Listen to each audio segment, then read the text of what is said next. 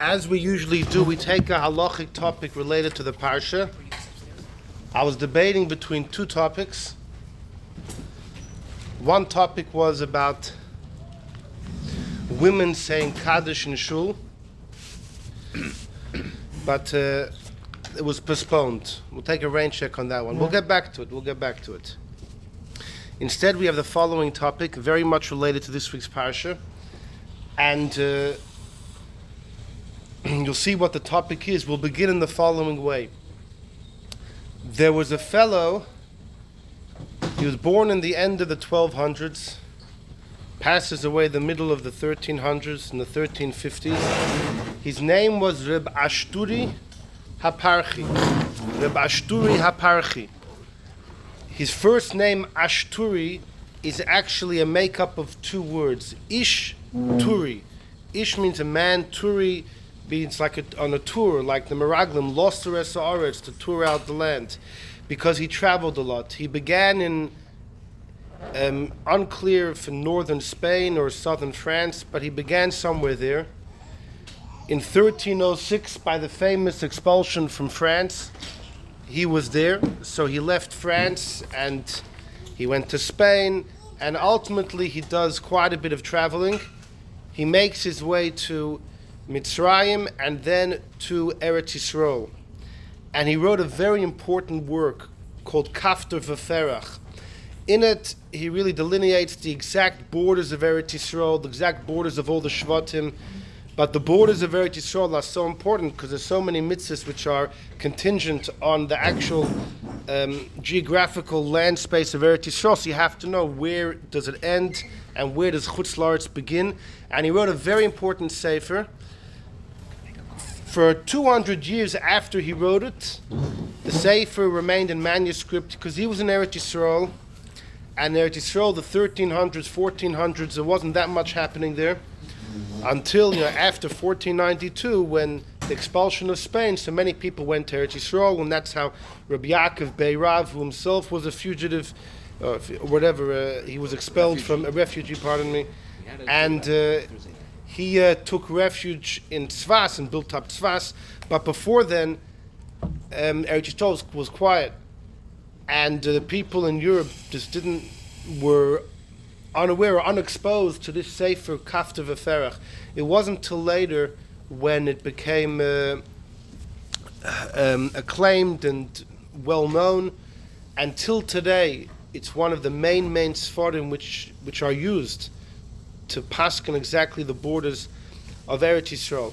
Now, he writes in his sefer, one of the big chidushim that he pushed was that the borders of Eretz Yisrael for the mitzvahs of Eretz Yisrael are not the same as the borders of Eretz Yisrael for the holiness. The fact that it says Eretz Yisrael is Einei Hashem Elokecha Bo, the Eibushter watches over it, or the fact that according to the Ramban there's a mitzvah to live in Eretz Yisrael, says Reb Ashturi HaParchi, that's not the same borders of the borders that's chayiv in mitzvahs. The borders that are chayiv in mitzvahs is only what the Yidden reconquered when they came back with Ezra. Because everything they conquered with Yehoshua, whatever they conquered had the status of Eretz Yisrael, but when Nebuchadnezzar knocked us out of Eretz Yisrael, we lost that, the holiness was lost. The Kedusha Rishona, the original Kedusha, was only temporary, L'shaita, V'loi lost love, it was not for the future. But the second one of Ezra, we paskin, when Ezra came back, whatever they reconquered was holy and holy forever. They didn't conquer that much, though. There were parts that they didn't conquer, that they had conquered in the times of Yeshua. And then Bechlal, Eretz Yisrael, that was promised to Avraham, is even much grander and larger, longer and wider. And Reb Ashturi HaParchi Tainas, the holiness of Eretz Yisrael, that area is a much wider piece of land than the area that's chayiv in mitzvahs. And in fact, he went to live in a city called Beis Shan, and when he went there to make a statement. People avoided living there because the Gemara says in Chulin that Ezra Dafka did not reconquer Beis Shan in order it shouldn't be chayiv in some of the mitzvahs of Eretz Yisrael. So people thought, well, there's no mitzvah to live there either. And Rav Shturi said, no, you got it wrong. there's two different borders. There's the border of Eretz Yisrael for the mitzvahs, and then the borders for the holiness. And afterwards he was followed by the Tashbates, was one of the last of the Rishonim, a little bit later, passing away in the early 1400s, who starts off in Spain and then in Algeria, is buried in Algeria, and the Tashbates pushes the same idea. There's two different borders of Eretz Yisrael. Either way, that's just a preamble.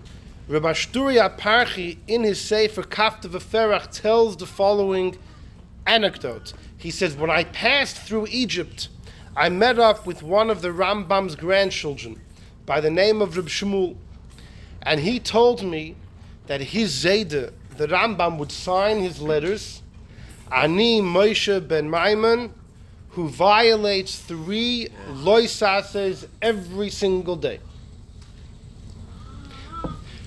You know, when it comes to signing letters, there were different customs. You know, Reb Mendel Hodedoker, the great Chassidic Rebbe, would sign his letters, Hashofel be'emes, the one who is truly, truly humble. You know, people had different expressions they used in the bottom of their letters. Well, the Rambam apparently said, I violate 3 mitzvahs loisases daily. And that's what we would like to explore. What is the deal with living in Mitzrayim? In this week's parsha, the Eibishter tells us, well, Moshe tells us, obviously on behalf of the Eibishter, he says, Yidden, don't be afraid of Mitzrayim, because this that you see them today, you'll never see them again.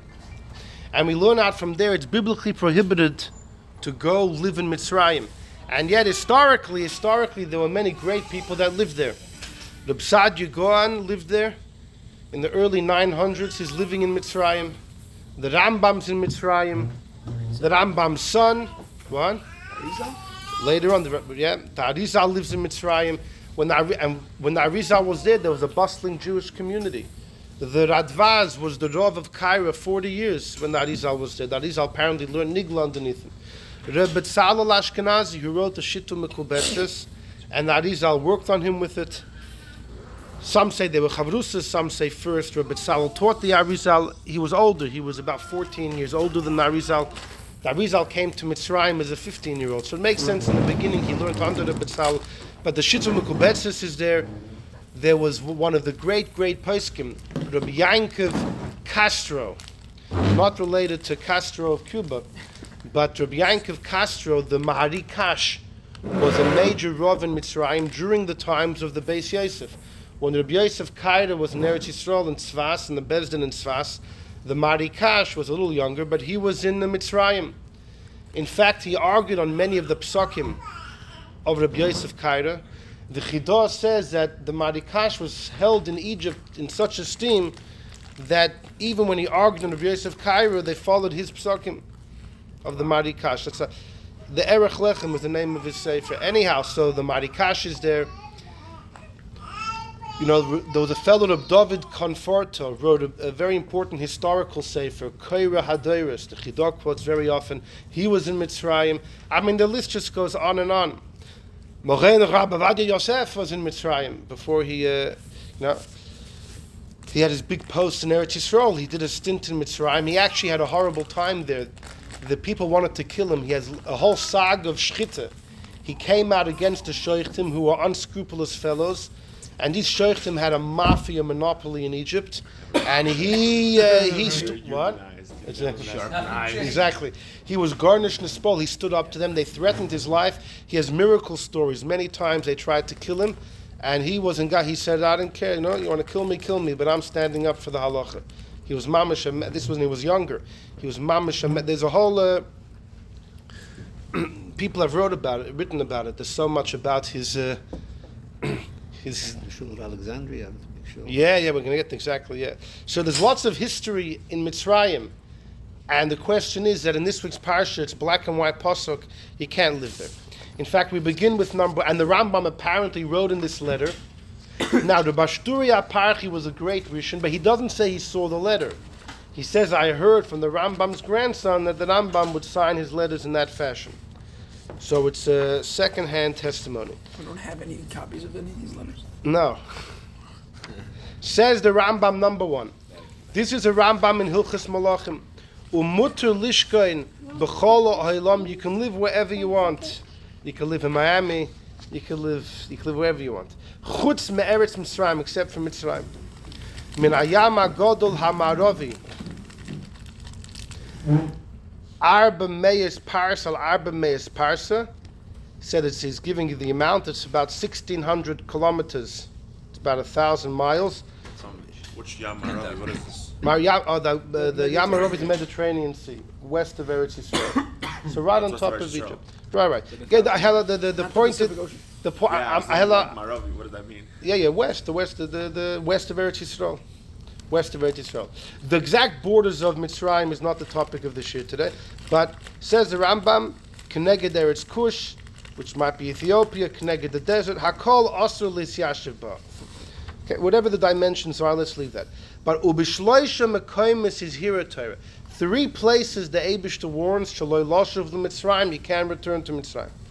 One of them is in Parshas Shoftim, when the Melech is warned not to have many horses. Hashem says, because if you're going to have lots of horses, where are you going to go? You're going to go to Egypt, because the horses in Egypt, you want to go get them. And Hashem says, don't have extra horses, because then you'll go to Egypt, and you're going to go down the path that I told you, never return. It almost sounds like that the Isser not to have horses is a safeguard against the Isser about not returning to Egypt, which is a strange phenomenon. There's a big shaila that Achronim will discuss. Can you have a mitzvah in the Torah which its entire identity is a safeguard for another mitzvah? Like is yichud aser because you might come to an avera. Or the Rambam and the Ramban have a big machlokes if it's aser min Torah to be intimate with an erva if it doesn't lead to the actual act of cohabitation. The Rambam holds if the act of cohabitation carries chorus, then even hugging and things like that would be under an Isser Deraisa of Loisikru V'Legalis Erva, and you get Malkus for that. And the Ramban disagrees. And some explain that the Rambam's opinion is the Eibishter Aserd not to get too close with Malkus, so you shouldn't go all the way and get chorus. And the Ramban has a problem with that. You can have one mitzvah which is a safeguard for another. Rabbeinu Yoina, though, does write in the Sha'arei Tshuva, the reason that a Nazir can't eat grapes is a safeguard he shouldn't have alcoholic wine. So that's it's a big discussion. Rabbi Yankov Emden talks a lot about it. Either way, the horse thing seems quite clear. The Eibishter said the king can't have too many horses, lest he take them to Egypt, and that's prohibited to go to Egypt. It sounds like it's a safeguard. But either way. You do find in Torah a Gedorim like Micah. But Micah, that's a gedder for a catastrophe, not for another prohibition. You make a bracha on Micah. You don't make a bracha on that. Right. We don't make a bracha because right. That's if it's a positive or just negative. Fine. Continues the Rambam. There's a pasuk in Kisavai where the Eibishter says in the Klalos, if you act up, you're going to go back to Egypt.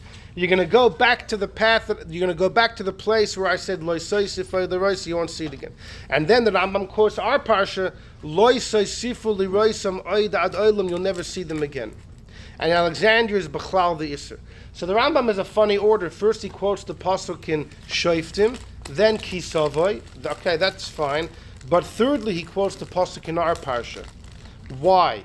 The simple reason is the pasuk in our parsha is the least convincing of the lot, because it's not written as a command. It's written as Moshe assuring the Yidden, don't be afraid. The fact that you see the Egyptians today, don't worry, you ain't going to see them again.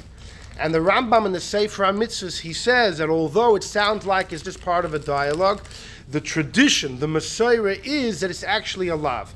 But because it's not as clear as the others, the Rambam puts it third. It's an interesting note that they all have a Lashon HaSofa. Yes, yeah. It also says oid by each of them, and that's actually quite significant, the word oid as well. Then the Rambam continues, Mutu lachzor le'eretz mitzrayim. You're allowed to go to Egypt for business, pragmatia. In fact, by the way, the Chassam Sofer famously said there's a mitzvah to go on vacation to Egypt, to go visit the places where our forefathers were. You have to know where we came from. The Chassam Sofer says it's Pashat an Inyan to go. There's a Pesach this year.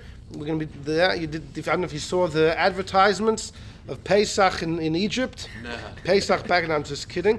but the Chassam Sofer says there's an Indian to go see it. Either the Rambam says you want to go for business, it's fine. Do we know where So these places vacation, it's are? not gonna go. Is it known? Because when we were in Israel, they told us don't go. Well, that could be because of safety. No. Although there's a treaty now, trauma, so yeah. why can't you No, go? they said So because you're not supposed to go to Israel. no, in Ganzen nicht. In fact, we're going to see an extreme Radvaz in number. Continues right. The ein aser ela lishtakeh sham. The isser is only to settle there long term. Now here the Rambam says there's a loophole, not as far as the prohibition, but as far as punishment. The ein loikin alavzeh. Although it's a loy sasa to live in Egypt, you can never get malchus. Why? Because in order to get malchus, we paskin like those tanoim that there has to be an act involved. Says the Rambam, be'eis haknisa, when you walk into Egypt, it's mutter. You're allowed to walk into Egypt. It's only to be there long term. By the time you decide to stay long term, it's passive. Ve'im yechashev leishev v'lishtakeya. If you decide to remain there, ein by mice, there's no act then. There's no So act. When you were going in, you didn't The have an act to of stay? no, even if you went in, it's clear from the Rambam, at least the way I understand it. Even if you went in order to live, there's no All your Isser at the time. packages and all your homes. The Rambam, it seems, I hear your question. He's asking, what if you went in order to live? The Rambam says clearly you never get malchus. So the Rambam therefore has to hold, even if you go in order to live, you're not over yet until you actually live. And time goes by, a year, 12 months, which is often the amount, however long the time might be. At which point there's no action. What? How about a mezuzah? If you, 30 days. So, sorry? Oh, if you're not allowed to live there, can you put a mezuzah there? Well, we're going to, right. Sorry about the waste of time. No, it's funny because by mezuzah, what? I said, especially in Mitzrayim, you want a mezuzah. Right. When it comes to mezuzah, there's an interesting din. Usually it's after, if you're in a place less than 30 days, you don't need. If you're there for 30 days, you do. But the Nesivos HaMishpat Paskins, if you go to a house knowing you'll be there for more than 30 days, you're already chayiv immediately. From day one. Yet over here it seems clearly that it's different. In Mitzrayim, if you go there planning to live for 20 years, you're not yet over the Isser. By the way, the Rebbe says even if you do a renovation on the house and you're not going to live there during the renovation, you need to have a mezuzah on the house, even if you didn't move in. On every room or just the front door? Just The front door. Fine. So, but the Rambam says you never get malchus. You never get malchus. Anyways, continues the Rambam. V'yirali, it appears to me, she'im kavash melech, if a Jewish king conquers Egypt, al pi bezdin, it's mutter. You can annex Egypt to Israel. That you can do, and it's no longer Egypt. V'loy, he's here at Torah. The Torah only warns loshav lo yechidim to go there as individuals. We'll come back to those words of the Rambam. He says the word individuals. But what the Chiddush is, if the king would go with the Sanhedrin, they can annex Egypt, Eretz Yisrael, and it's no longer Egypt, it's an extension of Israel. It's only also to go as individuals, or lishkan ba, to, I don't know, he says to return or to live. It's hard to know why. He says, Losh of law, oy lishkan ba, what does he mean by that? But either way, he says the Isser is if the Goyim are in charge. And he says, Mipnei shema'aseh mekukol and yois mekol harotzes. Here he gives the reason why the Eibishter prohibited it. He doesn't want us to learn from the Goyim, those Goyim particularly, because they are more corrupt than any other nation. As it says, Kamaisi Eretz Mitzrayim, Hashem says, don't do what they did in Egypt, referring to, Mishkav Zocher and all different things. After Kriyas Gamsa? Sorry? Egypt was still going? Was still going? San Francisco, Marcel. There were people still, yeah. No? Yeah. Yeah. Well, the Ein O'Clock, yeah. Marcel. Yes. They There's didn't other all places die. that are more Makuk. They didn't all die. You're saying by Kriyas Yamsuf all the Mitzrim died? No. A number died. Otherwise, you need to build a Kalamim. Why? Right, exactly. Whatever the numbers are, you have to. You always tie in everything's an exaggeration, and this number you believe.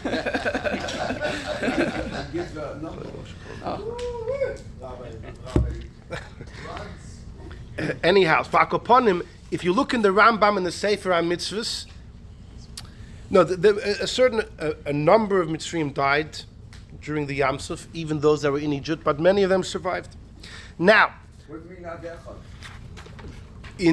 the actual Yam. Children didn't come and fight in the Yom Tov.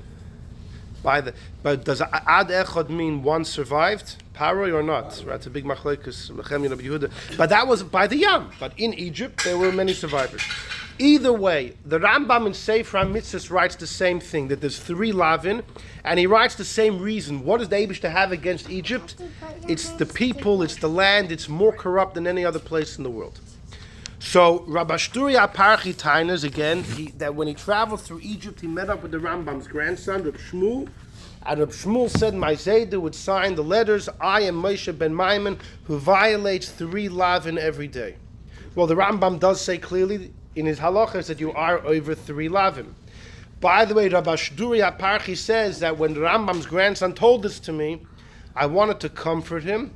I said, listen, your Zayda probably didn't have a choice. He couldn't leave because he was exactly a physician of the Sultan. If they would find out he was going to leave, they would kill him. So his life was in peril, and therefore he was justified. Rabbi Shturi says, I gave him a chatzi nechama. It was a half a comfort. Either way, it's pretty clear from the Rambam the Isser applies today. It's in full force. And the question, Taki, is, so, why did the Rambam go to Egypt in the first place? We know the story of the Rambam's travels, which is actually very significant. We're going to see why. The Rambam records some of his travels in a letter. In the Sefer Charedim, I was going to put on the paper, but then we would need a second piece. And once there's 2 papers, it breaks all the kalim. You have to keep it by one. So we know the Rambam, the Rambam's travel is very important for this discussion. The Rambam is born in the 1130s, either 1133, 35, 38. There's all different opinions. There's lots of discussion. Rayas Ahin Naher. He's born in Cordova, that we know. And in about 1148, the Almohades come, and these mad Muslims, radicals, extremists, and they say you can either convert or you could die. In some places, they gave the option of escape. Others, they didn't. We know the Inquisition famously, initially in 1492, they said there's 3 options. You can convert, you could die, or you could leave without your money. Officially, and that's actually how they justified themselves. And even today, when people try and justify the Inquisition, they always say the Inquisition gave a way out. It was the Jews that decided to stay, and they were taking the Inquisition for a ride, so they got what was coming. Rahman al-Islam, God forbid to say that. But the Almohades, historically, depending on which cities they crashed, sometimes they gave an option for escape to flee. Other times they didn't. Either way, the Rambam's family ended up traveling for about 10 years through northern Spain. That's where the Rambam came in contact with the Christians. And the Rambam had a horrible experience with them. We know the Rambam had very negative feelings towards Christianity, much more than the Baalei Tosfos that lived in Christian lands. And apparently it's because during those 10 years when the Rambam was with his family in northern Spain, he had some undesirable encounters with them, whatever they were. Either way, it's the end of the 1150s, and the Rambam and his family, they go south to Morocco, in Fez, and they're there for a couple years, 5 years, till the Rambam's teacher, Yehuda HaKoyim, was murdered, killed al Kiddush Hashem. The Rambam says, I knew they were coming after me. He writes this in a letter. It was a Mitzvah Shabbos. He writes the dates and everything. He says, we ran, middle of the night, we ran to the port. We got on a boat, and we went across the Mediterranean to Eretz Yisrael. It took about a month. Comes to Eretz Yisrael, comes to Akko. There's a Rav there by the name of Rabbi Yefes, and the Rambam and Rabbi Yefes, they become buddy buds. In fact, later the Rambam gives him a job in Alexandria in Egypt. The Rambam and his family, they're there for a couple of months. They got there Sivan time. It wasn't till Cheshvan that they leave Akko. They went to Yerushalayim, to Hebron, a few days here, a few days there. And then the Rambam says, listen, there's nothing, there's no future in Eretz Yisrael. Let's head down south to Egypt. And he went to Egypt, and he was there till he passed away. The Rambam passes away in Egypt in the year 1204, and somehow his body was taken to Eretz Yisrael. There's a major debate where the Rambam's buried. Most accept he's buried in Tveria, but there is a long-standing tradition he's actually buried in Hebron. As is also the Ramban too. The Ramban, there's 4 traditions where the Ramban's buried. The Rambam we have 2. And then you have Echvez, the Reform that believe maybe his body never left Egypt in the first place. Right outside the building. But the Ramban. Steps. Yeah, a plaque. But the plaque follows one opinion, you know. The Rambam, they know where in Chevron, or this just a tradition? Near the Ovis. There's a...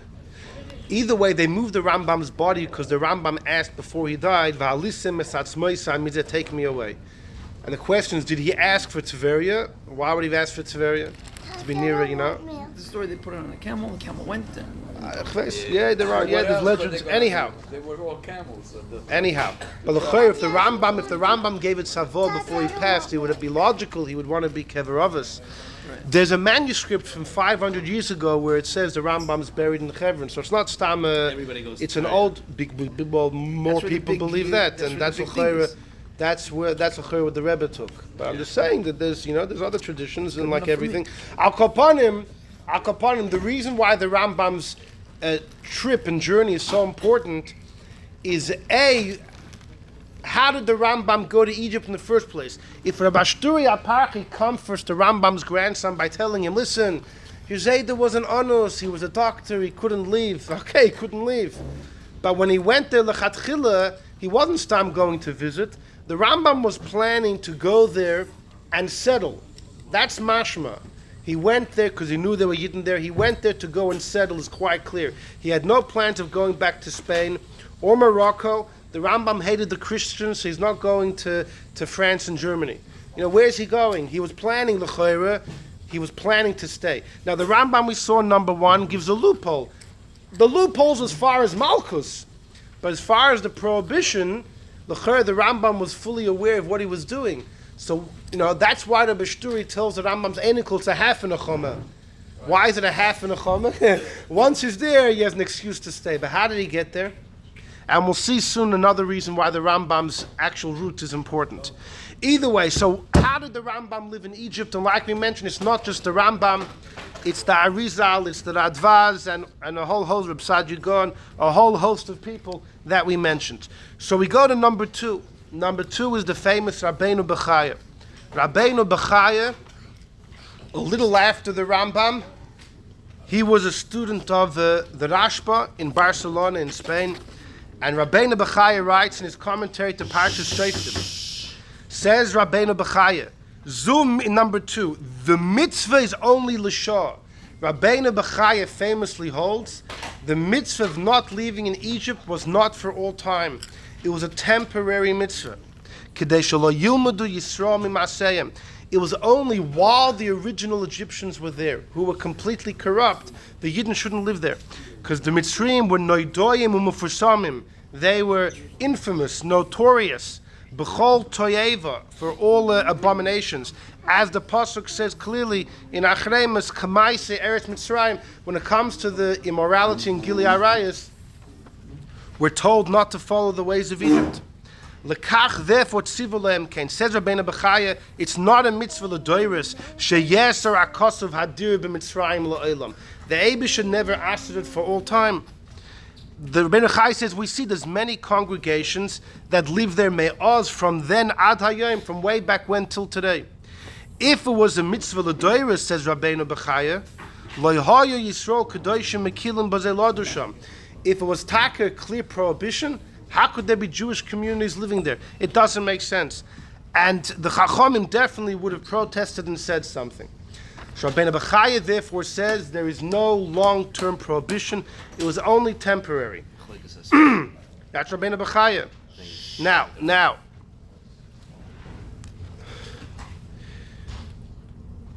could this be the heter of the Rambam?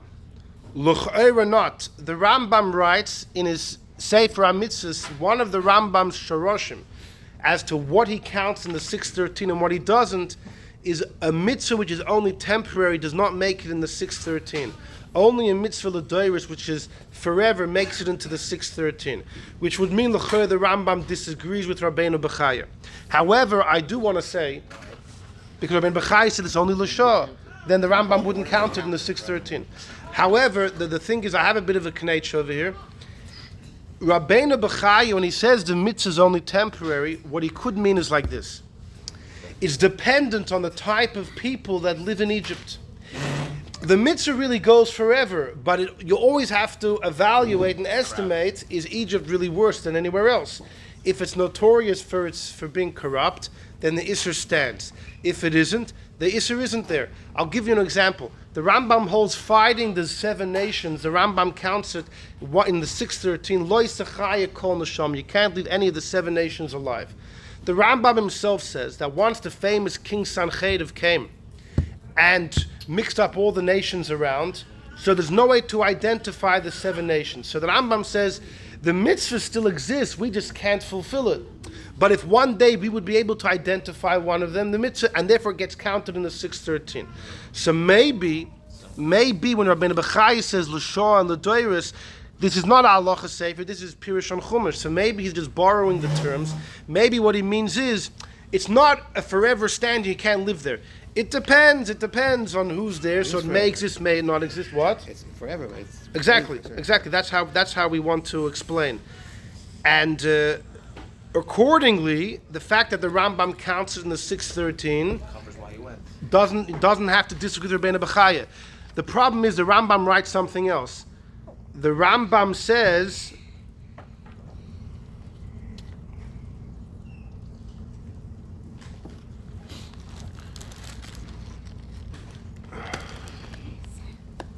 the Rambam quotes the pasuk Loisa Siv Loisam Oid Ad Oilam. He quotes the pasuk Ad Oilam, and he doesn't write any commentary on that. It's mashma from the Rambam that the Isser is completely ständig. It's forever. From the fact that he quotes the pasuk Ad Oilam, and he doesn't say anything about that, his mashma is taking the pasuk Pshutai that it's forever. It's forever. It doesn't depend on the time. And l'chayra, if the Rambam did hold like Rabbeinu Bechaya, there would be some hint somewhere in his words that it depends on the time. So the Rambam has a lot. You see, the Rambam has 2 full halachas about Mitzrayim, and he keeps saying it's Asur and Asur, and the only exception he says is if the king conquers it. He doesn't. He throws in the reason that it's Mekukolin later. And by the way, the Minchas Chinuch Tainas, the Minchas Chinuch writes that this Chiddush Rabbeinu Bechaya, that it depends on the people, right, is Bechlal not held of the Rambam. The Rambam seems to learn it's a din on the land. Look at the Rambam's last line. Ma'aser mekukolin yoser mikol ha'arotzes. It's as if that it depends on the land itself. And the Minchas Chinuch points out that sometimes you have a corrupt land that whoever lives there is corrupt. And therefore, it appears that the Rambam does not hold of Rabbeinu Bechai. Rather, the Isser is forever. And then the question comes back, what was the heter? What? Opposite of the Avram Eretz Yisrael. Exactly. Just like bad. Exactly. You have an Eretz Megadel Giburim, and then you have a land which is just, it creates corrupt people. Explain the Lashon of Ad Olam. So if you say the Knech that we said, Rabbeinu Bechaya might learn that Ad Olam means that the mitzvah may exist forever, but it depends on circumstance of how corrupt the Egyptians actually may be.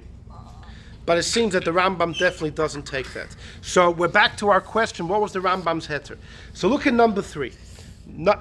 Number 3, you have the Pri Chodosh.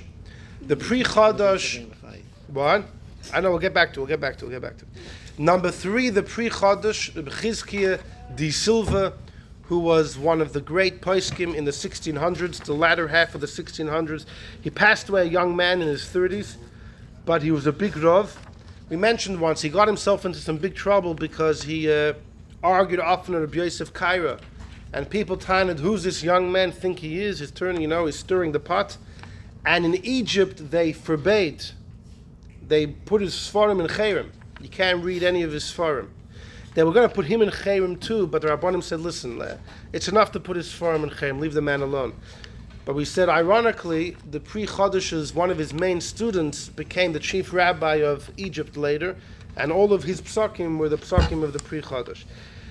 The Pri Chodesh says, this is in his sefer called Mayim Chaim that he wrote on the Rambam. The Pri Chodesh says like this, V'oid ani moisef. I want to tell you like this. Shelefi Savaras Harav B'soif Perik Yud Beis Mehilchas Isurei Bia. The Rambam in Hilchos Isur is discussing who's allowed to marry into which nation.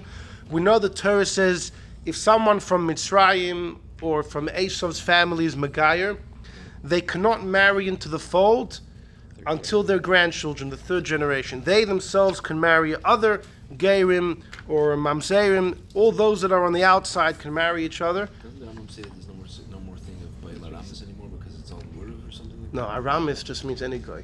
Aramis is any guy. that? What was it about? Mitzi says it? Yeah, the fact you have to wait 3 generations. Or Ammon and Moav, the men from Ammon and Moav, if they're Megayer, but their male Einiklach are also forever. So the Rambam paskins that all of that is over today. Not because the halach is over, but it's not relevant because once the king Sancheriv, during the first Beis Hamikdash, he muddled up and he shuffled around all the different nations. So just because you go to the country of Ammon, most people there are not from Ammon, and the same thing with everywhere else. Now the Rambam, no, you go after Rov. Just go after Rov. Called the Parish Meruba Parish. If somebody's Megai from one of these countries, you assume he comes from the majority of people in that country, which is not the original nation that lived there. Now the Rambam says the same thing about Mitzrayim. Now we're going to see it's a major machlokes Tanoim about Mitzrayim. When it comes to Ammon and Moav, the consensus of the Tanoim is that they're no longer there. But when it comes to Mitzrayim, it was a debate between Rabbi Akiva and his student Rabbi Yoshua. And the Rishonim go neck and neck about who we paskin like. And the Rambam's opinion is she'achshav that now ha-Mitzrayim nispatlu. The Rambam holds Egypt as well was shuffled around, and the Mitzrayim in Egypt are anoshim acherim that ein kan isur klal achshul us. So the Rambam says, therefore, if someone's Megayer from Egypt, you can marry them right away because they're not Egyptian. Chances are they're not Egyptian.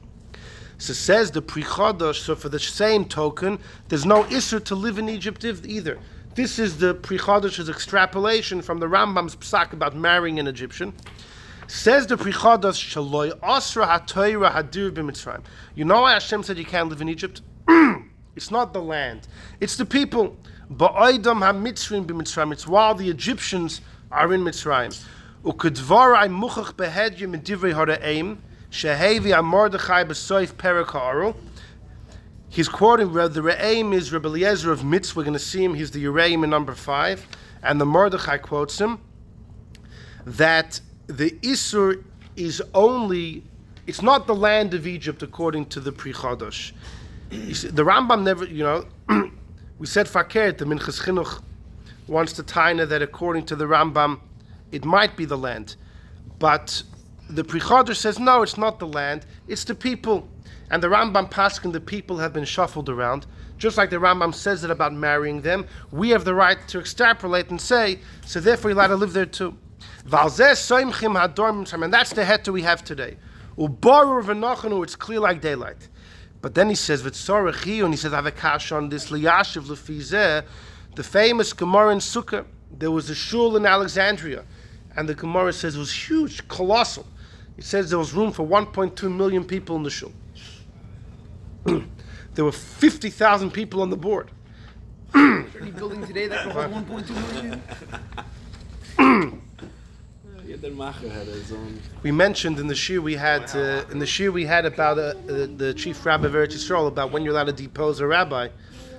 That the people from Damascus wrote to the Mabit 500 years ago that they chose a Rav, and there were 40 people on the board of the shul, 40 that signed for the Rav, and they wanted to throw him out before the contract ended because he was putting everyone in Cherem.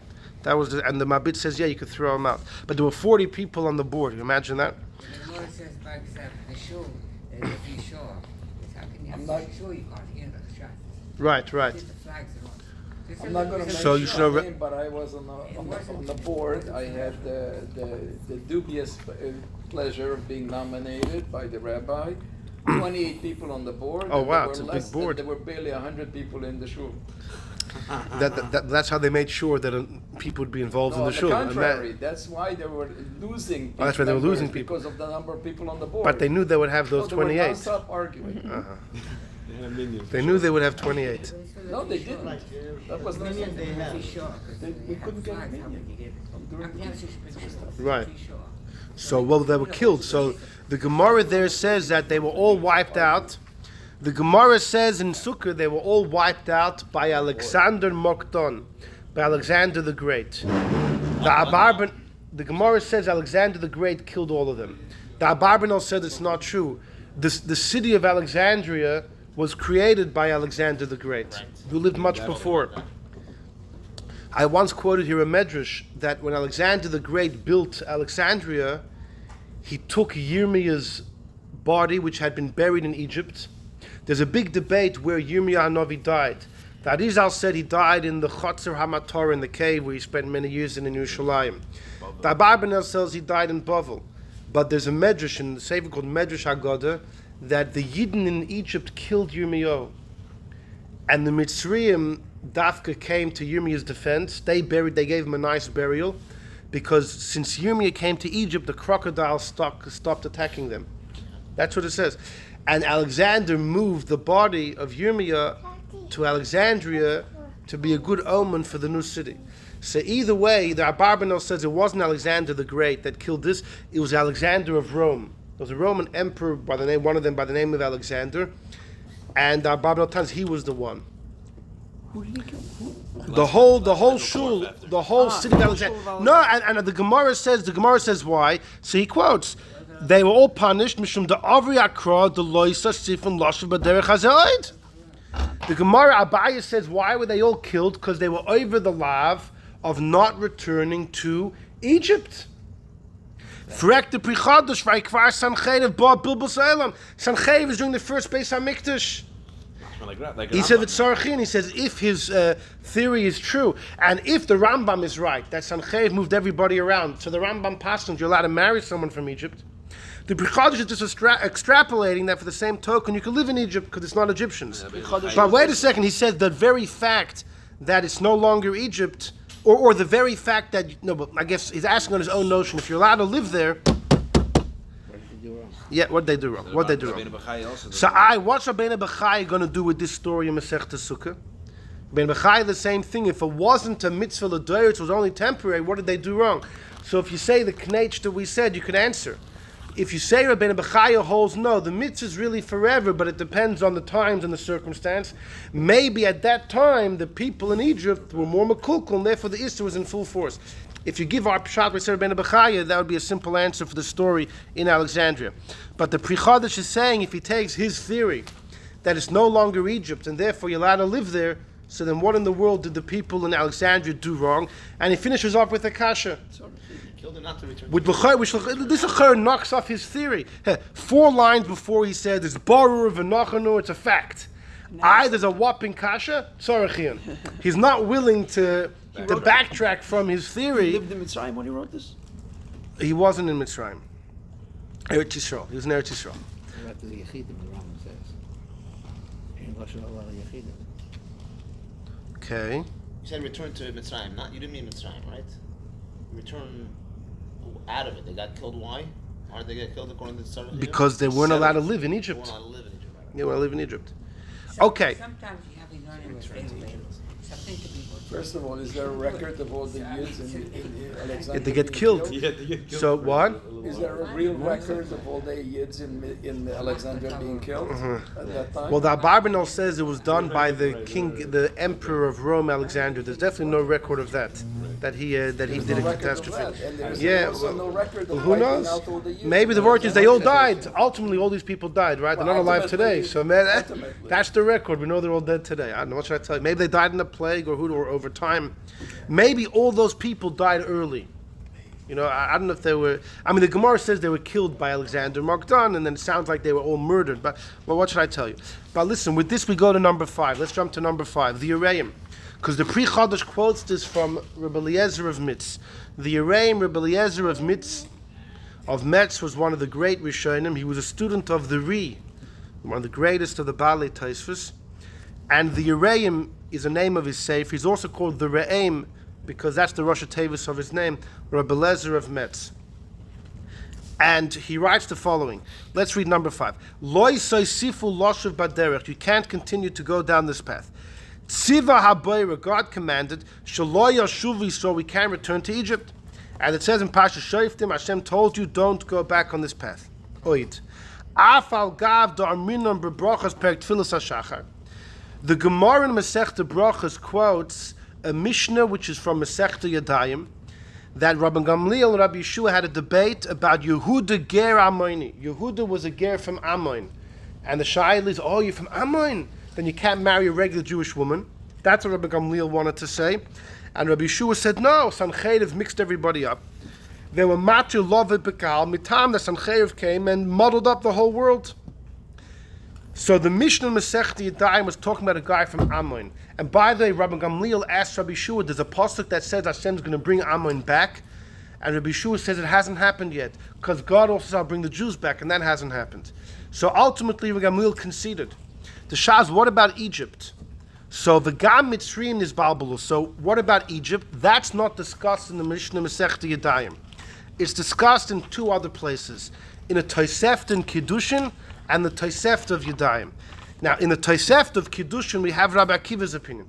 He told Minyamin, or Binyamin, the Ger HaMitzri, there was a guy who was Megayah from Mitzrayim, and this guy was farfrumt. He made sure to marry another Geiris, and when he had Einikel, he was all excited that I'll marry off my Einikel to a Jewish woman. And Rabbi Akiva said, Toisa, you made a mistake. You could have married a regular Jewess yourself. Kvar bas anchev bilbo the world. V'loy Mitzrayim b'mkaimam hen yoshim. And Rabbi Akiva paskand Mitzrayim were also muddled. And that's what the Rambam paskins. Like the Pri Chodesh brought in number 3, the Rambam paskins when it comes to marriages, Egypt was muddled up. Says the Re'im, Ein lahater mitamzeh. Don't say, you know what the Pri Chodesh says 500 years after the Re'im. Don't say that because of that, it's murta loshuv. He says, first of all, Shari derech Mitzrayim nesar, v'loy b'Mitzrayim hadover tolui. I think he means you can't live in the place of Egypt. It's not about the people. Like the Minchas Chinuch points out, the same argument. In other words, who cares? Granted, the people have been muddled up. That doesn't make it mutter. He says, I think what he means is the land. Right. No, he's going to get to Derech Hazeh in a minute. I think what he means here simply is it's about the land of Mitzrayim. V'loy b'Mitzrayim hadover tol. There should be an extra yud there. Either way, va'oit, he says furthermore, and this is his big debate with the Rambam, loy kaim lon Rabbi Akiva. He says, I disagree with the Rambam. We don't hold like Rabbi Akiva. Do Omar Mitzrayim Nizbalbul. We pass like Rabbi Gamliel, Rabbi Yeshua, the Nechel Kula, b'Masechta Yadayim, and this is in the Tosefta of Yadayim. It's not in the Mishnayos. The Tanya is taught there in a Bryce in the Tosefta. Amalei Rabbi Gamliel said to Rabbi Yeshua that what about a ger mitzri yemuter? A ger mitzri is also allowed to marry right away. Rabbi Yeshua said no. The mitzriim nothing because of kitzvah. The Eibush gave it a certain amount. It says in Yechezkel, "Miketz harboim shana." I'll bring mitzriim back. V'yashuvu alad mosam. So This is after Sancheriv already. Yeah, Sancheriv will move them, And then the Eibush and Yechezkel said 40 years. They're coming back. They're coming back. Mitzrayim, for what's the reason? Why mitzriim more than anybody else? They were hosts to us, b'shas hadchak. The fact is that in the beginning, they helped us out.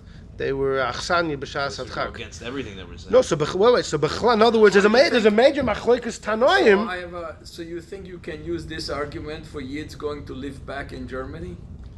Because in Germany originally they were very friendly to accepting Yids. Yes, they were. Then the Shoah. Right before the And Holocaust, now, they were so friendly. can we do a return there? There are plenty of Yidden living Sorry? there. There's no prohibition living in Egypt. No, I understand. What about but I'm Poland? saying, What can about you- Poland and Spain? There's blood everywhere. But that's what And I mean. France That's so, but this and is Italy. The, this Then is the start.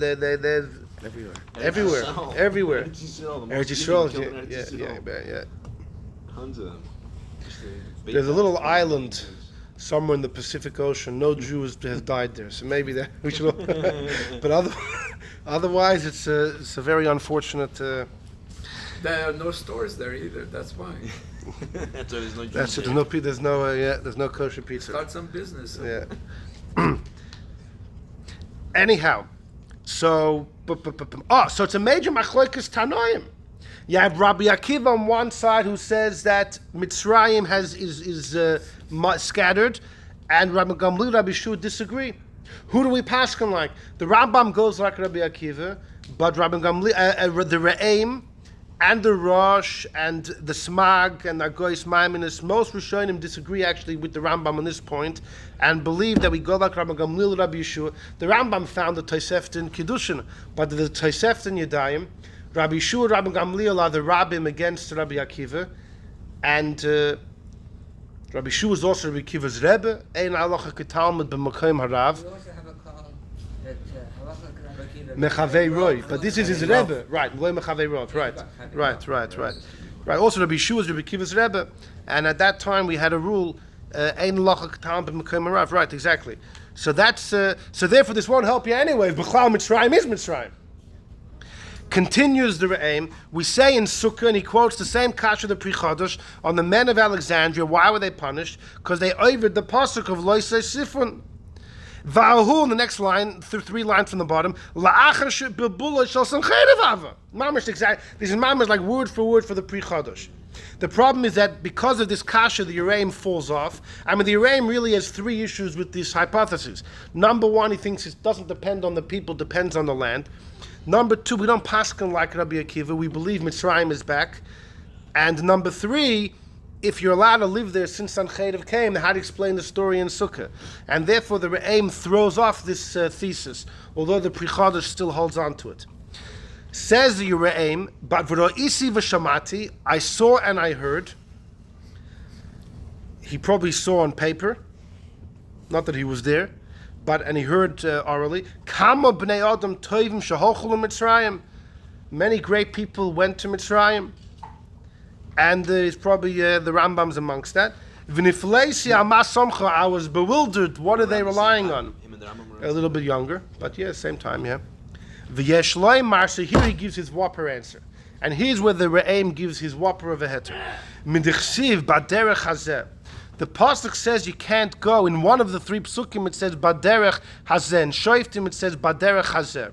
You know what baderech hazeh means? You can't go back the way you went there the first time. Just like the first time when Yankov went, it was from Eretz Yisrael to Egypt. You can't do the same thing. Shaloi asar akosov eloloshu, from Israel to Mitzrayim. Avol b'shar arotzis, to go from elsewhere is mutter. And he brings a raya, the famous story, that Daniel went from Bavel to Alexandria of Egypt, as it says in Sanhedrin. The story was when Nebuchadnezzar has erects his great image in Bikas Dura, the valley of Dura, and he wants everyone to bow down, all the nations, Yidden included. And Hanani, Mishael, Azariah have their famous test. But Daniel wasn't there. Why were you there for the shir? Why wasn't he there? Because Nebuchadnezzar tipped Daniel off. He told him, get out of here. Get out of here. He sent him on a mission. And the Gemara has different opinions what measly excuse of a mission Nebuchadnezzar found for Daniel that he should be out of town. Because he knew Daniel wouldn't want to bow down, and he didn't want to kill Daniel. He worshipped Daniel. Isn't there a 4th person, maybe, that according to one opinion, that was in the fire with Hanani, Mishael, Azariah? Gabriel. That was Gabriel. The angel. Daniel, nobody says it was Daniel. No. Daniel was Not as far as I know. Habakkuk, there is a shita. Habakkuk right, was that's there, what yeah. it was. The Psad Yugon brings a shita. Habakkuk was there, yeah. But this How actually- Habakkuk was there is Habakkuk lives hundreds of years before. How he comes up in that story, who knows? Yeah, what? This is actually pretty bad for the Rambam, because Rambam is exactly the derech that he did. Went from Exactly. Oh, beautiful. So could the Rambam rely on this heter? No, the Rambam went from Israel. That's the path that he took. Unless you say it's only usher to go from Israel if you were living in Israel, not just visiting. But the Rambam was in Israel for half a year. He wasn't just there. He was there for what? He was there for more than 30 days. What? On that, but sometimes it's Yud Beis Chodesh. Sometimes, but it's a big dray to say it's only usher if you were living there for more than a year. Well, because Yankov, maybe you have to be there for the exact same amount of years that Yankov was there. You land there and you walk across and you're... Yeah, exactly. It's mashma if you go from Eretz Yisrael. So that's why. So the Rambam can't rely on this either. So can you use the reasoning of declared intention? In other words, if he has a declared intention of not living there, He didn't have. so No, but he knew he wanted to I live there. understand, but I'm asking. If every for a day you say I'm person, about to leave. for an individual, it If doesn't every matter day- how long you were there. But if you declare the intention, saying, my intention is to live in Australia, so I'm only in Miami You know, Beach so for a year. we're going to come to something very similar to that in the Radvaz in number 4. So this is the answer of the Ureim. So far we have Rabbeinu Bechaya, that it was only temporary. The Rambam seems to disagree. He doesn't give any loophole. It seems it's a perpetual Isser finished. We had the heter of the Pri Chodosh and the Yereim mentioned it in the beginning, that it's no longer Asr because Sancheriv has removed the Mitzrayim, and the Isser wasn't about the land, it was only the people. You see, the Yereim himself didn't like that. It's not about the people, it's the land. What are you going to do with the story about the whole shul that was destroyed? And also, he says we paskin like Rabbi Gamliel. Now, the Rambam paskins like Rabbi Akiva. So the second issue the Re'aim has, the Rambam wouldn't have. The three issues the Re'aim has, issue number 2 is not an issue for the Rambam. He does paskin like Rabbi Akiva. But l'chayra, issue number 1 and number 3 would still apply. Okay, the Pri Chodosh thinks issue number 1 is not true. The Pri Chodosh thinks it's takatoli on the people. Issue number 3 he raises. He says sorchiyun, but he's not. In this case, misrepresents. Yeah, because the Re'aim falls off of it. Yeah. Yereim himself says Yeah, it, but exactly. He shouldn't doesn't say like it. it. Right. He doesn't Right. need Yereim say about He Bilbo quotes, Mitzrayim. right. Yeah. Well, that's it. Well, you have to check. He's quoting the way the Mordechai quotes it. We have to see the exact way the Mordechai quotes it. Very strange. Anyhow, this is it's an old thing. That's what happens when you rely on quotes and other Sfarim. Everyone ends up misquoting the same thing because. Go to the source. You see, the guy never said it. Right, it happens. By the way, it happens a lot. It happens exactly. Yeah, and sometimes it's mamash fakert. Either way, though, so that answer. He's only quoting the part where he. Okay, no, the He idea, doesn't the say idea. there's a heter at all. He just brings. No, but He says brings ein the lahater. explanation of the- He says ein He lahater. brings the Yereim from Mitzrayim. He doesn't need the Yereim for that. You could bring the Tosefta from that. That it was no Bilbo Mitzrayim. But there was Bilbo. No. But he wants to tie in the Isser for living there is based on the people, not the land. If you go back to the Pri Right, that's what Chodosh, the Tosefta- he's trying to prove from the The Tosefta is talking about marriage. Right, but he learns from that. That you're allowed to live there. Who said Yereim that? never mentioned anything about that. No. The Yereim in the beginning when he says, Afal gav da da da da da. Hold on, let's find. No. In the 5th line, he says, "Ein lahater mitamzeh." The Yereim is proposing a possible heter, but don't be matir. And the reason to be matir, you would have to add to the Tosefta the idea that living in Egypt is dependent on the people, not the land, which the Yereim himself falls off of. If you look back in number 2, in the second part of number 2, Rabbeinu Bechai quotes the Yereim. V'yesh sovereign, some hold shemitzvahs doid, it always applies. Avol lo yasser hakosov, to live in Mitzrayim, elo lo oisen sheboim sham me'eretz Yisrael. That's the Yereim. V'chein yoyre loshen baderech hazeh, and the source is from baderech hazeh, sha'atem holchem. Now, I would have thought Baderech Hazeh maybe means don't go back the same way the Yidden originally went with Yankiv in Parshas Vayigash. He seems to say different. Baderech Hazeh is telling the Yidden now, just like you're going, Magnet Prechem, just like you're heading now to Eretz Yisrael, you're going from Egypt to Eretz Yisrael now, don't make an about face and go from Eretz Yisrael to Egypt. If you go back to the 5th line, as you mentioned, can't you say Derech Mitzrim, Nesar Velo B'Mitzrayim? In other words, the ways of the Egyptians as opposed to Egypt, as opposed to Mitzrayim. Could you But if if it's the Egyptians, that's a reason to be matir. In other words, Derech HaMitzrim. Yeah, but if they're no longer there, they're no longer there. I'm not talking about Derech in terms of Mitzrayim. but I'm talking about behavior. I know, but what does Mitzrayim mean? The people? Yes. No, but if they're not there, they're not there. The heter is they're no longer there, but he's saying you can't be The sin matir. of the Mitzrim originally, the lowest of Yeah, the yeah, low. but they're not there Isn't anymore. that what it's talking? No, but they're not there anymore. He says a line before, maybe you'll say they're no longer there. So he says that won't work. Because why? Because it's not about the people, it's about the land. If Derech Mitzrayim means their action, that's a reason to be makel, not a reason to be machmer. Okay. Fine, so far we have 3 possible answers. The first one is out. Rabbeinu Bechai, the Rambam clearly holds it's a perpetual Isser. The second one, there's too many issues to say that the Rambam is relying on his own psak of Rabbi Akiva, that it's no longer Egypt. First of all, the Rambam the Chur would also say that, because when it comes to marriages, the Rambam points out that nowadays that Sanchev came, the Isser is no longer, and the Rambam writes that about destroying the 7 nations. He doesn't write it about Amalek, which is a whole discussion.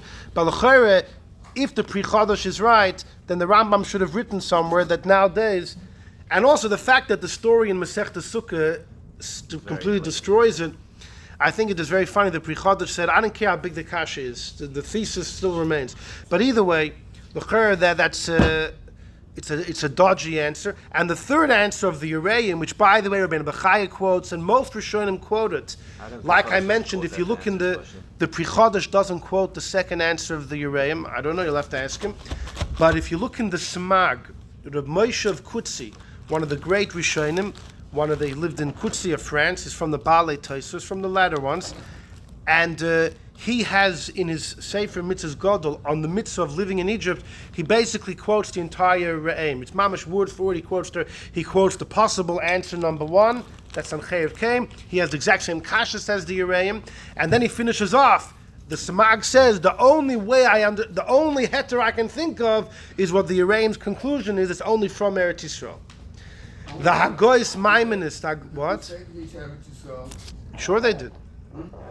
A lot of people thought he ran to Egypt too. When the Crusades it was in 1096 is when they began, but it took them a few years till they reached Eretz Yisrael. When they came to Yerushalayim, they rounded up all the Yidden, they threw them into a shul and killed all of them. So you can imagine that, many people would have escaped to Egypt. That's partially escaping for your life, you know. It's definitely allowed to go there for Pekuach Nefesh. The Shail is... was going to Crusades? No, not at that time. It just wasn't feasible to live in Israel. The Shail is, could he have gone, why didn't he go to Italy? There's other... So this thing about not going from Eretz Yisrael to Egypt is similar to the Gemara Ksubas, you shouldn't leave Eretz Yisrael to go to Chutz. Same idea, because you're leaving your Makom Kodesh. But it's specifically Egypt, in other words, right? But yes, exactly, yeah. But it's not so much leaving Eretz Yisrael, it's don't leave Eretz Yisrael to go back to Mitzrayim. It's like a double-edged, right? Anyhow, let's, the Hagoyis Maimonides was a student of the Maram of Rothenburg, and he was actually killed a young man. Apparently he was also in his 30s when he was killed. In 1298, there was something called the Rindfleisch massacres in the southern area of Germany. 25,000 Yidden were killed, and many of them were some of the great Rishonim, the Mordechai and the Hagoyis Maimonides. I think they were brothers-in-law. Tom had a grandson or something that was also killed or something like that. 1298. Rabbeinu Tam passes away 130 years before then.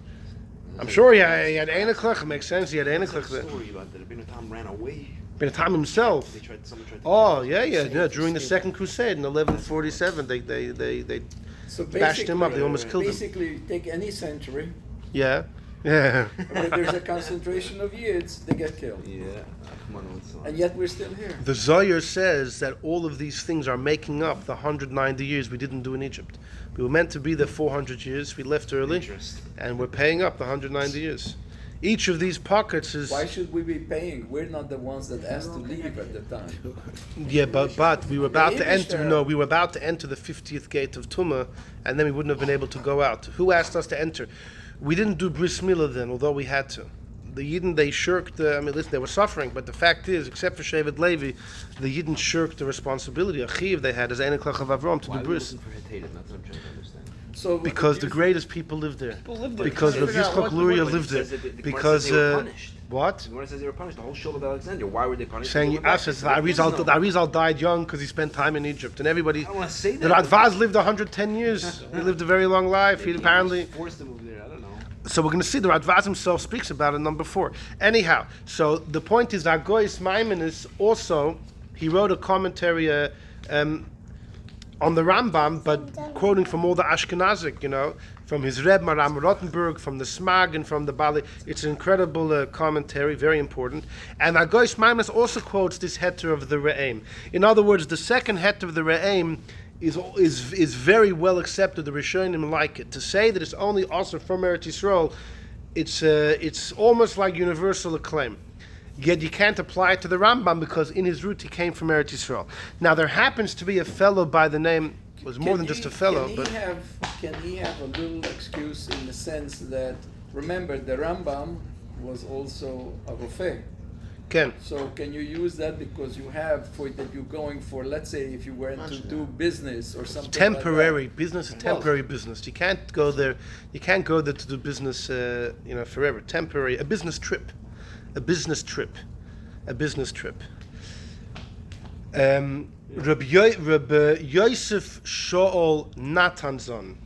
So 150 years ago, he was a Rav in Lemberg in Lvov, one of the greatest Rabbanim of his generation, and he wrote the Shoyel Umeshiv, is known as a huge amount of Sfarim, Tshuvas, but he also wrote a sefer Divrei Shaul on the Chumash, and he says a whopper of a chiddush, which l'chayra, it's hard to imagine he meant it seriously, but he tainas that the Isser to go to Mitzrayim is not just from Eretz Yisrael.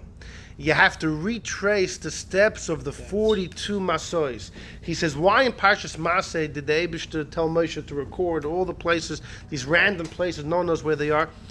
Says Rabbi Yosef Shaul, because the Isser to return to Mitzrayim is only if you go from Eretz Yisrael, taking the exact 42 places back to Egypt. That's what he says. And that's why he says, listen, it's mutter fair. Everyone can go to Mitzrayim. What are the chances you'll take that route? Because that route was a holy route, and the Eibishter, he, what's it called when you set aside a number on a sports thing?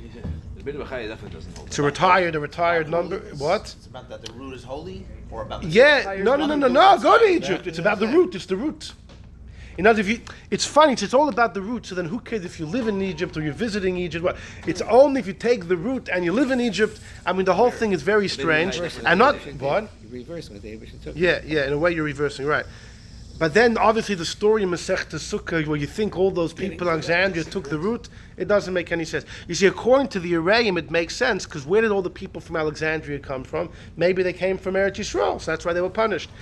But if, according to Yosef Shaul Natanzon, who's taking the Arayim to an extreme, it has to be mamish the same route, as if anybody ever took the same route. It's a very strange... Such a roundabout route. Yeah. It doesn't make sense. Also, by the Yam Suf, right? There's a machlokes Rishonim. Did we cross the Yam Suf? Toisus and same side. So according to him, when you come to the Yam Suf, you also have to make the semicircle. The whole thing sounds. He tainas. That's why in Parshas Maseh all the places are written. And it's a very, very strange. I don't know. It's a very strange idea. So you can use this as a Right, like Rabbi Shochat said, it's about you're reversing, you're undoing what the Eibishter accomplished. So you can use this as a rationale why Israel didn't cross the Suez Canal and the 67 war. They stopped. They don't want to get to Egypt, right? Fine. Yosef Shaul Natanzon gives another heter, and this one's a little more. He says the Isser is only to go back as a nation. If you look in the 3 psukim, Moshe is always speaking to the nation as a whole. When it comes to the horses, what does the pasuk say? Let the king not have too many horses, lest he bring the arm back to Mitzrayim. Yeah, because Pen Yoshev is ha'am Mitzrayim, he'll bring the people back to Egypt. So says Yosef Shaul, the Isser is only to go as a people. Individuals are mutter. So everyone asks on him, look at number 1, the Rambam says the Isser is to go Yechidim. So what Yosef Shaul would say is, no, that's not what the Rambam means. When the Rambam says the word Yechidim, he means you can go with the king and with the Sanhedrin, then you can annex Egypt and it's mutter. In contrast, if you didn't just go as a nation, but without the authority of the king and the Sanhedrin, that's what the Rambam means with the word Yechidim. But if it's mamish individuals, it would be mutter. Okay, it could be that's what the Rambam means, but then the Rambam shouldn't have used the word Yechidim. If Yechidim is taka mutter, then the Rambam is, it's a bit of a white lie. The Rambam shouldn't have said the word Yechidim. The Rambam should have said, Lo yizhira Torah elolashu varno b'li melech or b'li bezdin. To say Yechidim and dafka not mean Yechidim is a bit of a strange. What? He says that he was so you're going back to that letter. Listen, What about the Shul of Alexandria? Listen, if you take the letter that we began with, and the whole shir is, because we're trying to explain how the Rambam was justified. In that letter, the Rambam confessed he was over. So then I have no shir. Well, did he say which 3 lavin, or maybe he meant... No, exactly. No, the Church, these 3 lavin over. By the way, everybody asks, there's a din, when it comes to a mitzvah saseh, you have to pay up to 1/5 of your money to fulfill the mitzvah saseh. When it comes to a loy saseh, it's all your money. So how could the Rambam, even if the Rambam's parnos of medicine was only in Egypt, you have to give up your parnasa. You have to pay all your money. So I've seen people ask that if the Rambam Taka confesses and admits he was over 3 lavin every day, he has to get out of there unless he's worried his life is in jeopardy if the Sultan will find out he's trying to escape. But if it's only parnasa, what's the heter? So I'll tell you that the Minchas Chinuch is choker in one place. This that you have to spend all your money for a loisase may only be if you're over the loisase with an action, but not if you're over loisase passively. Meaning, guys, come on. Usually a loisase, you don't kill, don't steal. The way you're over it is actively, but here and there you have a loisase which you violate passively. And the Minchas Chinuch time is it could be that if you're over passively, you don't have to spend all your money. So that's important to take into consideration, because the Rambam holds actually going into Egypt is always mutter, right? Like he said in number 1, staying there long term is always passive. Well, according to the Minchas Chinuch, you may not have to lose your parnasa for that. But either way, come on. His answer of going back as an as a nation. So what about the shul from Alexandria? Oh, according to Yitzhak Shol Natanson, is 1.2 million people is not Yechidim. That's why they were killed. So you're saying because they went as a group. Exactly. So according to Yitzhak Shol Natanson's first approach, the story in Alexandria makes no sense, as if they returned in the exact route. According to his second approach, the story makes good sense. According to the Araim, the story in Alexandria made sense. They went from Israel. According to the Pre-Chadash and the Araim's first option, that there's no Isser since Sancheriv, the story in Alexandria makes no sense. According to Rabbeinu Bechaya, that the mitzvah was temporary, we also had a Shiloh from Alexandria. So Al Kopanim, where are we holding now? So we've mentioned Rabbeinu Bechaya's answer. We saw the Pre-Chadash, which was also the first option of the Araim. We saw the second answer of the Uraim, which is almost universally accepted, but won't work for the Rambam because the Rambam did go from Israel. And then we saw Yosef Shol Natanson has two theories. First one is outlandish, that you have to take mamish the exact route of the 42 camps, outlandish. And the second one, which makes more sense, it just hits the Rambam's, it hits a brick wall of the Rambam's words Yechidim. Where are we holding now? So, but we're going to get to the Radvaz in a moment. There's a Ritva. The Ritva. We're almost there. Oh boy. Oh wow. Select. Okay. No. Anyone is free to leave when you desire to do so. The Ritva, the great Rishon, the Ritva. So he's the same time as Rabbeinu Bechaya. You know, they're both students of the Rashba. The Ritva asked this question: what's the heter of all these people to live in Egypt? And he quotes both answers of the Uraim, and he says, no. Even though the second answer we said is almost universally accepted, he says that's not the real answer. The Ritva says, you know what the real answer is? The Tiritz Hanochen Hu. It's only also to live in Egypt when Yisrael are Shruyin al Admosan. If Yidden as a whole live in Eretz Yisrael. When Yidden live in Eretz Yisrael as a whole, then you cannot live in Egypt. But if Yidden are anyways in exile, in his words, once that's been decreed upon us to be cast about and scattered around the world, there's no difference of America or Egypt or Iraq or wherever you want to live. It's all the same. It's all the same. And the Ritva says this is the Tiritz Hanochen V'Hamiti. This is what he says. So That would be a good heter for the That Rambam. works. what? Where did you take it from? That would be a great heter for the Rambam. He said it's a Dover HaPoshut. Comes the Tzitz Eliezer, Reb Waldenberg, who was a big Rav in Eretz Yisrael, passed away a couple decades ago, one of the big Rabbanim in Eretz Yisrael and medical ethics and all types of things. He says that according to the Ritva, today when Eretz Yisrael is Tachas Yodeinu, even though most of the Yidden in the world are in the diaspora, but it could be considered to some degree Yisrael are Shruyin al Admosan. It could be that the prohibition has returned. And the Tzitz Eliezer says, since the Ritva says that this is the real answer, no one else brings it, but the Ritva who saw these other answers, yet nonetheless contends that this is the ultimate true answer. So the Tzitz Eliezer says that, to go into Egypt and live there, your conscience should bother you when you go to sleep at night. What about the Ritva? Listen, so you would tell back to him, listen, the Ritva, that most Rishonim give different answers. There's only one answer the Ritva says, and Rabbi Teitelbaum says, where's the Makar? So until the Ritva says his Makar, we don't actually listen to his answer. Only one that works in Rambam. And also to say, to the Tzitz Eliezer to say, what? No, I don't think so. No, logic. The Ritva is the Makar. He is. Good enough. It's good enough Makar, Yeah. I think. But who am I? And the and for the Tzitz Eliezer, though, but Bechlal, to say that today it's considered Yisrael Shruyin al Admosan, when most of the Roiv Minyan of most Yidden are in the diaspora, is a Chiddush. So I don't know if I would be, listen, who am I? But if someone had a strong desire to live in Egypt, l'chayra, when he's tossing and turning in bed, he can, the Ritva doesn't have to keep him up every night. But I'll call upon him, so that would be a heter for the Rambam. If the Rambam came to Eretz Yisrael, he saw there's nobody there, there's nothing doing here, so that it's almost like his journey makes sense. He came to Israel, there's nothing happening here, there's no issue to live in Egypt. But now we come to the Radvaz, and we'll finish with Why this. nothing happening? The place was desolate, As a result of what? Not allowed. No problem anywhere. There's no love. There's no law. Not at the When it's going from, so why Dafka there? The Rambam's places we explained were limited. He didn't want to go back to Spain. No, I'm saying, according to the Ritva, that once you live in Israel, you shouldn't be living anywhere. Not sure. No. law. If Yidden officially are in Eretz Yisrael, then the Isser to live in Egypt applies. Same as Egypt. Why No, there's no Isser. If most Yidden are living in Israel, you're allowed to live overseas. Okay, the Ramban holds there's a mitzvah saseh to live in Eretz Yisrael. Right, it's just a mitzvah saseh. Many Rishonim don't hold there's a mitzvah saseh to live in Eretz Yisrael.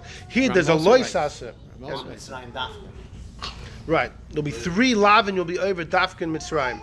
Listen, we have during Bayis Sheni, even during Bayis Rishon, there in Tunisia they have a tradition that there were Yidden living there since the times of Yoav.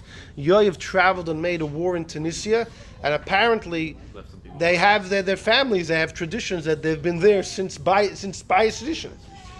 During Bayis Rishon was definitely Roiv Minyan of Binyan in Eretz Yisrael, and yet people that weren't living there. But in Egypt, the Ritva would hold would be completely forbidden at that time.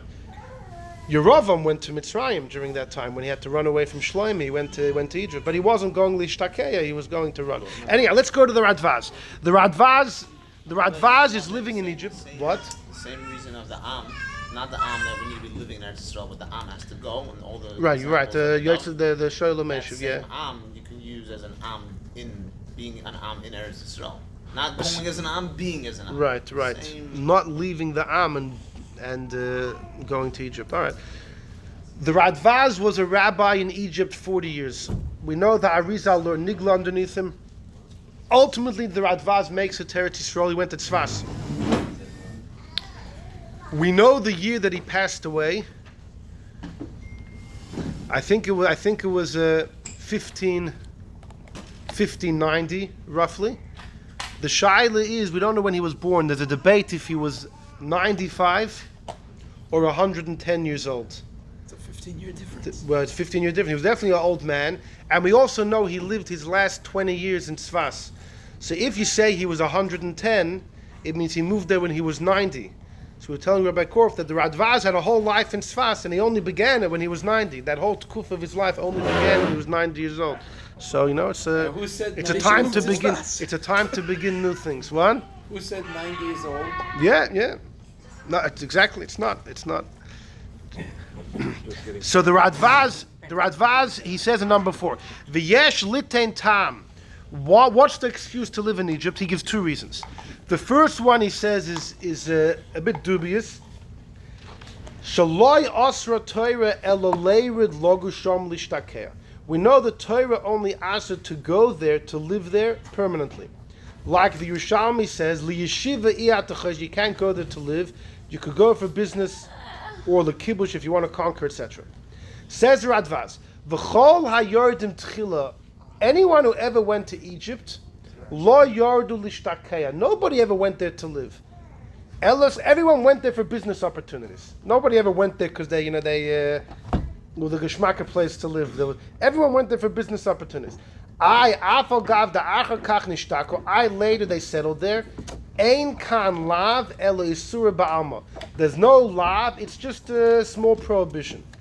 Now, l'chayra, this is not what the Rambam says. The Rambam in number 1 said black and white. You're allowed to go to Egypt, even if you plan on living there, but the moment you do spend too much time, you're over a lav. So what the Radvaz is saying here is very questionable, and he's going to admit that in a moment. Says the Radvaz, it's only a small isser. Now, if there's no lav, how does he know it's an isser? Like, where does he get this from? Because of the tough, it's tough to travel and move around. There's no financial opportunities elsewhere. There's very little. So the people were not careful for the small isser. V'chein mashma from the beginning of the Rambam's words, who says asur lihisyashiv ba. Yeah, the Rambam said it's asur to live there. If you only had those words, you could create a thesis that it's only asur if you went in with intention to live. But if you went in with intention to do business and happened to stay, you wouldn't be over. But the Radvaz concedes ela shemisoif haloshin. But from the Rambam's later words, you see this is not correct. Mashma de'ike isur lav. There is a lav because the Rambam says ein loikin al fine. The Efshri says the Rishonim hoyu mefarshim kasher kasavti. Says the Radvaz, it could be that those people that lived there held, either they touched the Rambam in this funny way, or at least they held themselves that you're only over the issue if you went there with intention to live. If you went there to do business, and then you happen to live, you're b'chlal not over the lav. Again, the Rambam doesn't seem to hold that. The Rambam holds if you went in, whatever your intention, it's okay, but once you do stay long term, you are over the lav. Continues the Radvaz, v'im toimar tikshi l'rabbeinu. According to the Rambam's opinion, right, that if you stay long term, it's a problem. Nishtakei b'Mitzrayim, but he did live there.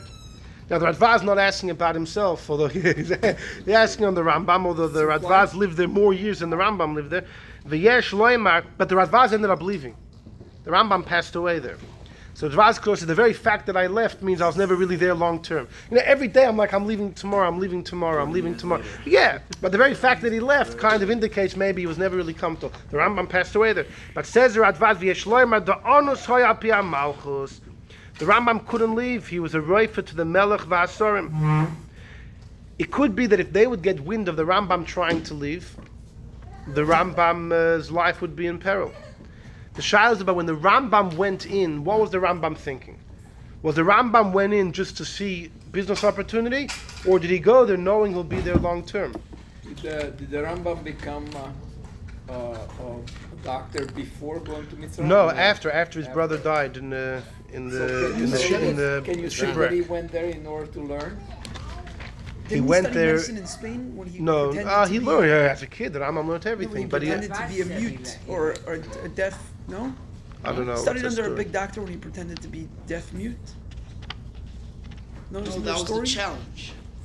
The story where he pretended to be deaf mute and he was studying under a big doctor who wouldn't have let him if he knew that he spoke, and then Okay. they were operating on some guy and he said he used a leaf because there's a worm or something. I'm not aware of the story. Sounds like a I'm wondrous not aware story. of the story. Okay, we'll check It's in this the out. Rambam book. Then it's definitely authentic. We'll have a look at it. I'm trying to come up with But, reasons. yeah, why good. Then the Radvaz said, "V'gam ani nishavti sham." Zman meruba. I was there for a long time, 40 years. Lumay Torah l'lamda. The Radvaz went there to run a yeshiva. V'kavati sham yeshiva. V'chihai gavna mutter. That's mutter. And then Basi Yerushalayim. Then I ended up coming back. Yerushalayim, Tzfas, wherever it is. The Shaz, what's the Radvaz saying? Also I. He says the Rambam was an onus. He was a reifer. What's v'gamani? What was the Radvaz's heter? He's also an onus. What he had to go there. Let someone else be the Rosh Maybe he's Yeshiva. implying that the Rambam also studied Torah and taught Torah there. The Rambam did, Why but would that's that not be why he allowed? was an onus. That's not why he was an onus. Yeah, why would that be allowed in the first place? To teach Torah? What the Radvaz said, I was teaching you v'chihai gavna mutter. So I saw the Ba'asher Weiss is a current huge Rav in Eretz Yisrael. The Minchas Osher, as he refers to himself. Anyways, but the is one of the biggest poskim today. So he asked, I saw him ask him, what does Radvaz mean? He tinied what the Radvaz means is that the Geder of Oinus, you can expand the Geder of Oinus to include anything which is extenuating circumstances. In other words, because they needed someone, I needed to learn, they needed someone to teach. In other words, the opportunity in Mitzrayim I didn't have somewhere else, so therefore you can't just tell me go elsewhere, so that's enough considered an Oinus. That's what the Radvaz means. The Oinus I don't know. It's a bit of a weak argument. Yeah, But the Shah has been what does the Radvaz unless the Radvaz holds unless the Radvaz himself can hold like anybody. He can hold like Rabbeinu Bechaya. He could hold like he can hold like any of the other answers that we gave. The Rambam himself can hold like most of the other answers. Maybe Torah is a bigger heter than Anos or any one of these other things. No, Because honestly, Ram he doesn't couldn't give the leave. exception. Yeah, but you find again. I'm going to again refer to Ksubas. Rashi explains that Bavel was a very corrupt nation, but we have all the Damarim Torah that set up there. So Rashi says that when you have a place, even if it's corrupt, that you have Batik, it says that Batik crushes, it carries within it a kedusha for Yisrael. That's why the Gemara says also you're not allowed to leave Bavel to Shara. So you see that you can't, if you build Torah in a corrupt place, so there's an Indian. Even in Mitzrayim? Yes. But Mitzrayim was singled out by the Rambam Eibush. say. But they were But singled it's out. here. So in other words, it's an excuse to live in Mitzrayim. If there's already But L'chayr, the Radvaz is still using the Oinus Pshat. Anyhow, Sakaponim. didn't the captive of So Sarah the say that Maskana, in so I'll tell you, according to some, if they were giving the Shir, I saw some Misnagdim say that listen, all the Heterim we give don't work for the Rambam, and that's why the Rambam would sign his letters. That's why he signed his letters. It's over. What should we say? L'chayr, the Rambam. No, what Taka was his heter? You'd say maybe Taka the Rambam went to Mitzrayim not knowing he was going to stay long term. He was in Anos. He was leaving Eretz. By the time he stayed long term, it's because there's nowhere else to. He was Taka and Anos. Where else is he going to go? He didn't have any parnas or anything. No, he speaks. He moved to Eretz Yisrael. He had to run away from Morocco. And he wasn't going in. Listen, go through the countries at the time. Where's he going to go? He's going to go to most of the countries in Libya. Where's he going to go? Why did he leave Eretz? He doesn't want to live by the Christians because he was horrified by them. The Muslim countries had sent him flying. He can go to Greece maybe. Where's it? What? Why did he leave Eretz? There was no parnasa there. Because it was desolate. The Akko had a little community, but they already had a rabbi. In fact, the rabbi Rabbi Yefes ends up moving to Egypt too. What? He went for Schleira. No. So right. So Charles, let's go into the Rambam's mind if we can. The Rambam had a very big brain. Let's find a little bit of room. Go into his mind. Now, what happened? At what point did the Rambam realize I'm here for the long term? Was that at the same point that he was already a doctor by the Sultan, or was beforehand? If it was beforehand, And that would be not going to be a problem. unless there was nowhere to go. Who said there was somewhere to Where was he go? gonna go? Back to Eretz Yisrael? Then he No, would not the same Eretz place, Yisrael. go back to I still Italy. hold he went Italy. he went to become a Richard doctor. the Lionheart wanted the Rambam to come to England. We know that as a fact. Why didn't he take him up on it? So at that point, he was already a doctor by the Sultan. Richard the Lionheart.